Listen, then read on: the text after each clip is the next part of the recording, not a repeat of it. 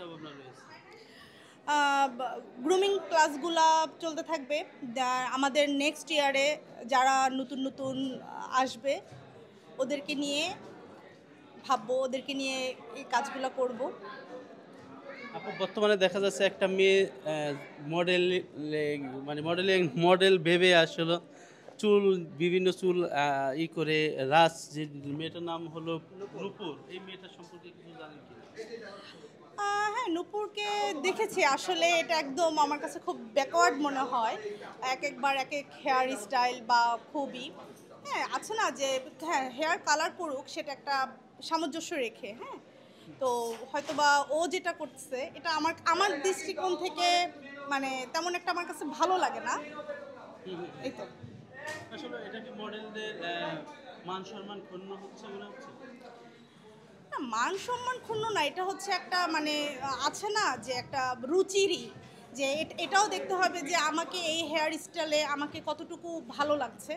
Hair colour করলেই হবে না, বাট হেয়ার কালারে আমাকে কতটুকু মানে লুকটা ফুটে উঠতেছে কিনা এটাও কিন্তু মানে খেয়াল রাখতে হবে। না, এই যে মিডিয়ার সামনে এসে আজে বাজে কথা বলতেছে ভাইরাল হওয়ার জন্য, এটা আপনি কিভাবে দেখতেছেন? নুপুর তো আজে বাজে কথা বলতেছে খুবই।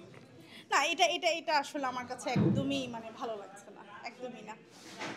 এখন সে নাকি অভিনেত্রী নিজেকে মানে বলে আর কি, সে অভিনেত্রী মডেল হিসেবে কাজ করে। সেও যদি নিজেকে নিজে অভিনেত্রী বলে তাহলে তো এখানে আর আমার এখানে বলার কিছু নাই, সেটা তো জনগণ দেখবে সে নিজে কতটুকু অভিনেত্রী। এটা তো জনগণ সেটা দেখবে, তাই না? নিজেকে নিজে সুন্দর বললে বা নিজেকে নিজে অভিনেত্রী বললে তা হবে না। সুন্দর যাচাই করবে তোমার গুণ, তোমার ব্যবহার, তোমার অভিনয়ের কাজ, এগুলা যাচাই করবে জনগণ। হ্যাঁ, তো সেটা তোমার কাজের উপর সেটাই করবে। নিজেকে নিজে আমি সুন্দর, আমি অভিনেত্রী না, এটা বললে হবে না।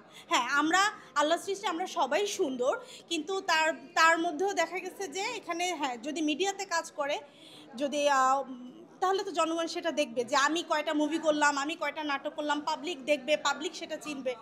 এখন নিজেকে নিজে আমি অভিনেত্রী এটা বললে তো হবে না। আপু আসলে আজকে আপনি সুন্দর একটা ড্রেস পরেছেন, এটা কোথাকার বা আপনি নিজের ডিজাইন না?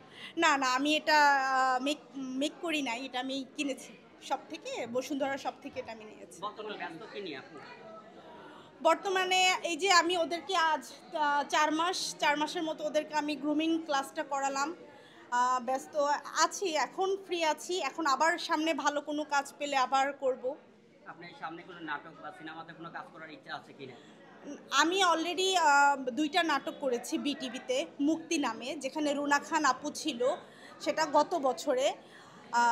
এখন অবশ্য তেমন কিছু করা হচ্ছে না, যদি আমি ভালো কোনো নাটক বা মুভিরই পাই অবশ্যই আমি সেটা করব, দেখা যাক। বাংলাদেশের কোন সিনেমাগুলো আপনার দেখা হয়েছে?